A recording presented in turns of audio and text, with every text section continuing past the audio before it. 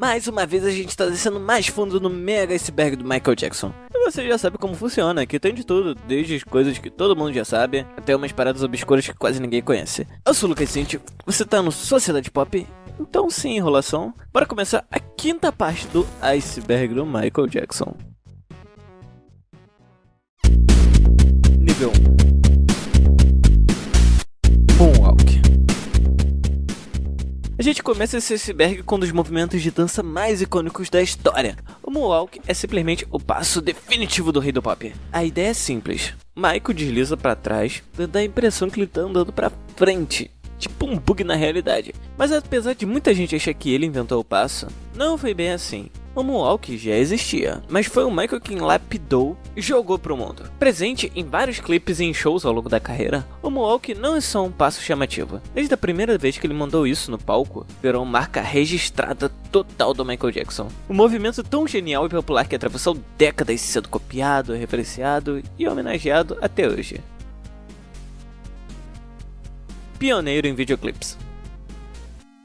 Michael Jackson foi revolucionário em vários níveis, mas uma das maiores viradas de chave que ele trouxe foi os videoclipes. Antes dele, o clipe era basicamente o artista parado, cantando, tocando pra câmera, nada demais. Alguns até inventavam um pouquinho, mas a maioria era bem simples. Aí chegou Michael e muda o jogo completamente. Ele pega a música e mistura com cinema de verdade, orçamentos absurdos pra época, efeitos que ninguém tinha visto e histórias completas, dignas de filme. Pela primeira vez, o clipe não era só um complemento da música, mas era um evento, e muito do jeito que a gente consome e produz videoclipes hoje, existe por causa disso. Show do Super Bowl. O show de intervalo de Michael Jackson no Super Bowl, em 31 de janeiro de 1993, não é só memorável, ele literalmente mudou a história da TV. Antes disso, o intervalo era algo bem essencial, apresentações simples, bandas escolares ou no máximo alguém cantando o hino americano. Aí o Michael chega e vira tudo do avesso. Ele transforma o intervalo em um espetáculo global de verdade. Produção gigante, encenação impecável, coreografias e uma energia absurda que tomou conta do estádio inteiro. E o impacto foi tão grande que aconteceu algo inédito. Pela primeira vez, mais gente assistiu o show do intervalo do que o próprio jogo. A partir dali, o Super Bowl nunca mais foi o mesmo. Todo show que veio depois passou a ser comparado com o padrão que o Michael deixou. Um nível tão alto que até hoje quase ninguém conseguiu igualar, quanto mais superar. Aura. A aura do Michael Jackson. Esse assunto voltou com tudo nos últimos tempos, principalmente no TikTok, porque além da música, da dança e da fama, tinha algo nele que simplesmente não dava pra colocar em palavras. O Michael tinha uma presença absurda, uma energia magnética que dominava qualquer ambiente. Não era só talento, era o jeito dele andar, de olhar, falar baixo, mas com firmeza. Tudo parecia hipnotizar quem estivesse por perto. Artistas, jornalistas e até mesmo pessoas comuns que cruzavam com ele diziam basicamente a mesma coisa. Quando o Michael entrava num lugar, parecia que o tempo desacelerava. Alguns descrevem essa sensação como elétrica, outros como algo quase angelical, mas todo mundo concorda em um ponto. A aura dele não parecia humana, não parecia normal. E no palco isso ficava ainda mais insano. A elegância, a naturalidade, o estilo, a forma de se portar, dava a sensação de que ele estava em outra frequência, como se algo espiritual estivesse acompanhando cada movimento. No fim das contas, uma grande parte do que transformou o Michael em uma figura mítica vai muito além do talento. Foi essa aura impossível de copiar ou fabricar. Algo único, que ainda está presente toda vez que alguém aperta o play, vê uma apresentação antiga ou relembra uma aparição pública dele. Episódio dos Simpsons. Esse aqui é facilmente uma das coisas mais curiosas já feitas pelo Michael Jackson. Em 1991, os Simpsons lançaram o episódio Stark and Raven Dead, que apresenta o personagem Leon Komposkai, um cara internado num hospital psiquiátrico que jura ser o Michael Jackson. O detalhe mais absurdo, a voz do personagem é do próprio Michael. Sim, ele mesmo! Só que por questões contratuais, o nome dele nunca apareceu nos créditos, já que ele não podia dublar nada que não tivesse ligado à música comercial aprovada pela gravadora. Em 2019, esse episódio acabou sendo retirado do ar de uma forma bem controversa por causa do impacto do documentário Live in Neverland, mesmo assim, ele continua sendo um dos episódios mais icônicos da história da série. Não só por ter sido uma das primeiras vezes que uma mega celebridade entrou oficialmente no universo dos Simpsons, mas porque ali dá pra ver o outro lado do Michael que muita gente esquece. O carismático, bem-humorado, com humor simples, quase infantil, exatamente como ele era fora dos palcos. Filhos. Os 3 filhos do Michael Jackson sempre foram uma parte gigante da vida dele, mas sem querer também viraram alvo de muita polêmica. No fim dos anos 90 e começo dos anos 2000, Michael teve Prince, Paris e Blanket, que hoje atende pelo nome de Biche. Desde o nascimento, a mídia caiu matando, levantando aquelas teorias se eles eram mesmo os filhos biológicos do Michael, só porque o tom de pele e alguns traços não batiam com o que muita gente esperava. Não existe uma regra que garanta que características afro-americanas vão aparecer do mesmo jeito nos filhos. Com o tempo, ficou claro que os 3, sim, têm traços do pai. E tem mais, o Prince, o mais velho, acabou puxando ainda mais o visual do avô. Algo super comum quando o assunto é herança genética. Deixando de lado toda essa polêmica forçada, a relação do Michael com os filhos é daquelas que realmente emocionam. Mesmo com uma infância fora do comum, eles sempre foram super protegidos pelo pai, que fazia de tudo para manter a imprensa bem longe. Ainda assim, tudo indica que os 3 cresceram cercados de amor, atenção e uma educação muito sólida. Hoje, mesmo depois da perda pesada que foi a morte do Michael, dá pra ver que cada um seguiu seu próprio caminho. E todos viraram adultos educados, inteligentes e com a cabeça no lugar. Inclusive, muita gente do meio artístico costuma dizer que eles são alguns dos filhos de celebridades que melhor representam bons valores e boa criação. Isso mostra muitos valores e o cuidado que o Michael colocou nos filhos.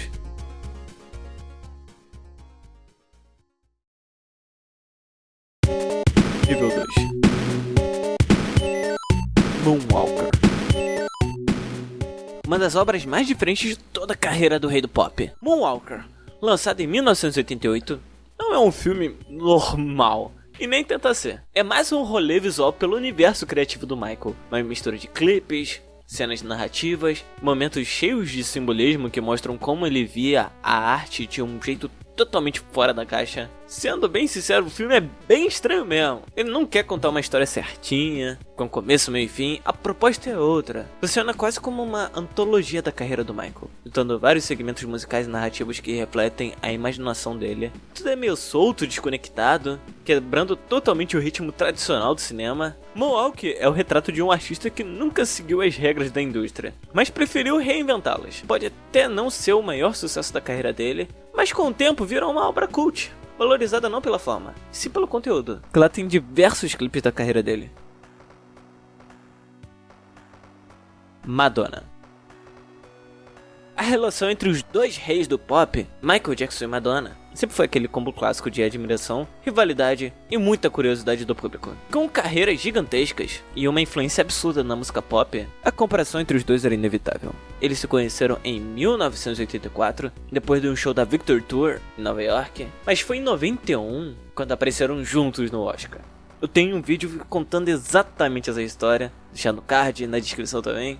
E foi nesse momento que os boatos explodiram de vez e muita gente passou a jurar que eu colava algo a mais ali. Só que, além do hype da mídia, eles se admiravam de verdade como artistas. A Madonna, inclusive, já admitiu que sentiu uma forte atração pelo Michael, mas por causa de visões de mundo bem diferentes, acabou que não rolou muita coisa. Mas pelo menos do lado da Madonna, até hoje, ela fala e faz homenagem ao rei do pop.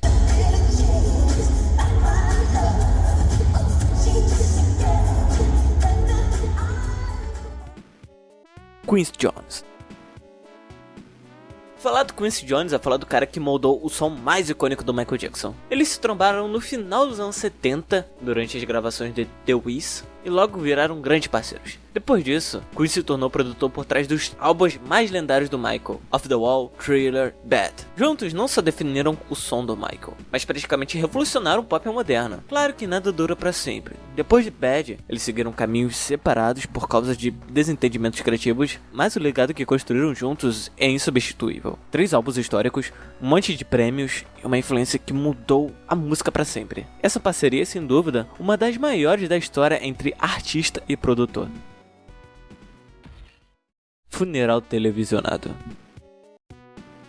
O funeral de Michael Jackson, em 7 de julho de 2009, foi um daqueles momentos que pararam o mundo. Mais de 2,5 bilhões de pessoas acompanharam de alguma forma. A cerimônia rolou no Staples Center, em Los Angeles, com milhares de fãs, amigos e familiares reunidos para se despedir do rei do pop. Nomes como Stevie Wonder, Lionel Richie, Brooke Shields fizeram discursos bem emocionantes, que ainda rolaram várias apresentações em tributo a ele. Foi um momento que mostrou a dor de toda uma geração, mostrou cenas da família Jackson lidando com a perda. Essa despedida não foi só o fim de uma era, mas também provou o tamanho do impacto cultural do Michael, tanto como artista, tanto quanto pessoa. Foi um daqueles momentos que fizeram o mundo inteiro parar e sentir a falta de alguém verdadeiramente único.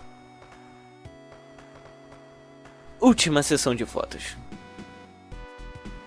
Um momento super marcante foi a última sessão de fotos profissionais de Michael Jackson, lá em 2007, para Ebony Vogue, comemorando os 25 anos de Thriller. Essas fotos, clicadas por Matthew Rolston e Bruce Weber, o Michael apareceu elegante e confiante depois de anos longe dos holofotes. O visual dele era sóbrio, mas impondo respeito, mostrando uma imagem serena que destoava completamente da imagem polêmica que a mídia costumava espalhar. Tem até vídeos dos bastidores mostrando o lado bem mais natural e pessoal do artista, seja dançando ou ficando meio desconfortável quando mexeu no cabelo dele. Essa sessão não foi só mais um ensaio, foi a forma que Michael encontrou de se mostrar de novo, reafirmando sua relevância como artista. E claro, fez tudo isso mantendo a dignidade, o estilo e aquele magnetismo que sempre foram a marca registrada dele. Mannequins. Um dos lados mais curiosos e pouco compreendidos do Michael Jackson era o fato dele viver rodeado por manequins e estátuas, tanto em Neverland, tanto em outras casas onde ele morava ou ficava hospedado. Isso apareceu no polêmico documentário Living with Michael Jackson. Muita gente acabou vendo isso só como uma excentricidade, reforçando a imagem de estranho que a mídia adorava espalhar. Mas na real, a história por trás disso era bem mais profunda. Michael levava uma vida extremamente solitária, com pouco contato normal com o mundo. Desde criança, cresceu cercado por câmeras, segurança e promotores. Raramente conseguia sair sem ser seguido por milhares de multidões ou paparazzis. Mesmo com a família por perto, ele praticamente não teve amigos de verdade, e a solidão virou algo crônico. Neste contexto, os manequins e estátuas funcionavam como uma espécie de consolo, um jeito de preencher um vazio emocional enorme. Dá pra sentir o quanto isso era triste quando a gente imagina a vida dele nesse isolamento.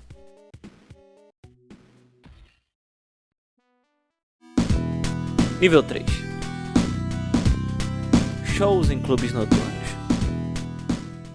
Pouca gente sabe, mas muito antes de Michael e os irmãos estourarem como Jackson 5, eles, ainda crianças, se apresentavam em vários clubes noturnos para ajudar a família e ganhar dinheiro, em lugares pequenos e, na maioria das vezes, só para adultos. O pai deles, Joey Jackson, fazia de tudo para que eles fossem notados por promotores e produtores da música, aproveitando cada oportunidade. Esses shows ajudaram Michael e os irmãos a desenvolverem aquele jeito de palco incrível e dar aquela força financeira para a família. Mas também tiveram um lado mais sombrio. Michael, com apenas 8 anos, acabou vendo apresentações de strippers e outras cenas que não eram apropriadas para a idade dele. Essas experiências, de um jeito ou de outro, acabaram mexendo com uma forma que ele enxergava o mundo adulto e, especialmente, sua percepção sobre mulheres. Guarda-costas. Durante toda sua vida, Michael Jackson viveu cercado de seguranças que não só protegiam sua integridade, mas também tiveram um olhar raro sobre o que rolava no dia a dia dele. Entre os relatos mais interessantes estão o de Bill Whitfield e Javon Beard, que trabalharam com ele nos últimos anos de vida. Muitas dessas experiências estão no livro Remember the Time: Protecting Michael Jackson in His Final Days, onde eles contam como era realmente conviver com Michael Jackson. Pelos relatos, ele era reservado, muito carinhoso com os filhos, mas extremamente desconfiado de quem estava à sua volta. Michael fazia tudo para proteger sua privacidade e fugir do assédio da mídia. Eles presenciaram momentos profundamente humanos e vulneráveis. Um homem que cresceu sendo atacado por pessoas e imprensa, mas que ainda conseguia ser gentil, com humor, mesmo marcado pela solidão. Esses relatos ajudam a mostrar um Michael Jackson mais real. Não só o ícone inalcançável, mas um pai dedicado e alguém que só queria viver em paz. Tributo de 30 anos. O show de tributo de 30 anos da carreira do Michael, em 2001, no Madison Square Garden, são lembrados como alguns dos momentos mais icônicos da carreira do rei do pop. Não só pelo tamanho do evento, ou pela galera que participou, mas também porque representava alguns dos últimos grandes momentos dele no palco. Mas por trás das câmeras a história é outra. Na época, o Michael estava lidando com uma dependência mais intensa de analgésicos. Segundo seu amigo David Guest, ele chegou a dormir só algumas horas antes do primeiro show, depois de tomar Demerol. Isso fez com que ele subisse no palco meio drogue, mesmo com menos energia, desorientado e com alguns movimentos mais contidos. Coisas que a maioria do público nem percebeu. Mesmo assim, é impressionante que, mesmo nesse estado, ele tenha conseguido entregar um show competente.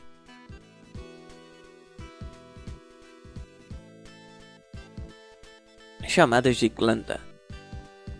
As chamadas de Glenda Stein são daqueles registros raros que mostram o Michael Jackson de um jeito bem diferente do que a gente estava acostumado. São gravações de conversas telefônicas privadas com Glenda, amiga próxima desde o fim dos anos 80, nas quais ele fala com uma sinceridade que quase nunca se via em público.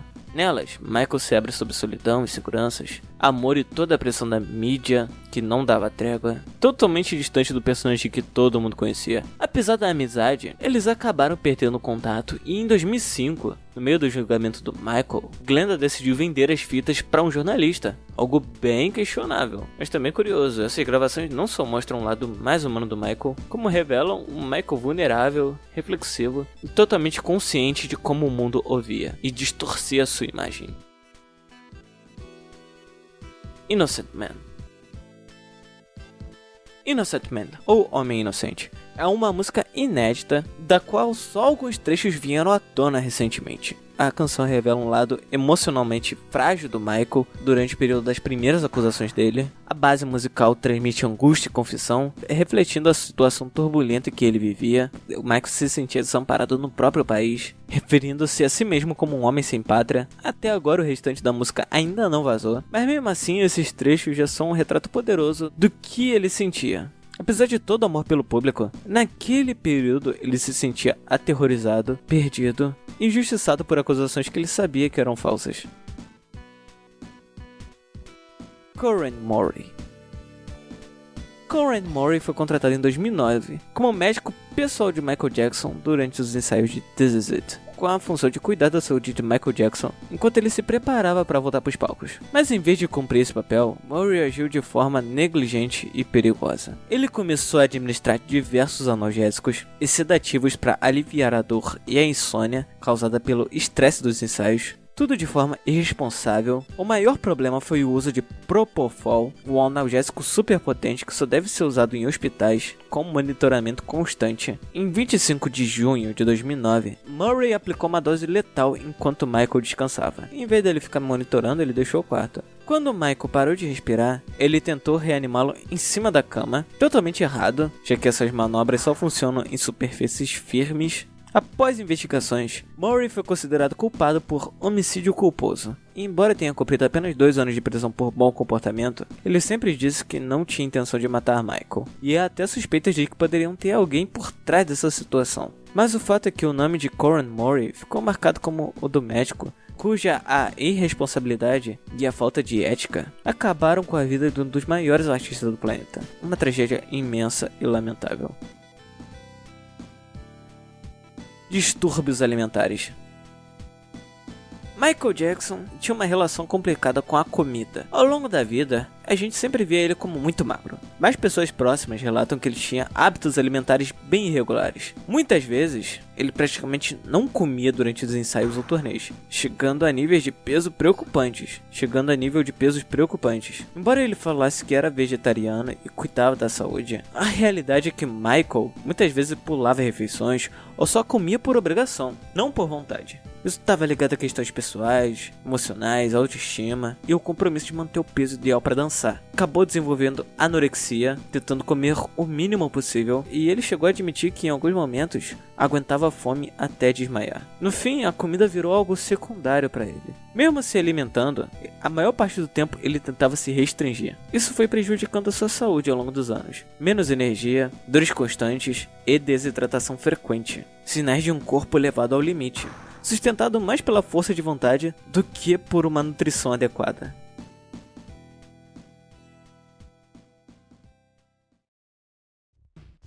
E é isso. Essa foi a quinta parte do Mega Iceberg do Michael Jackson.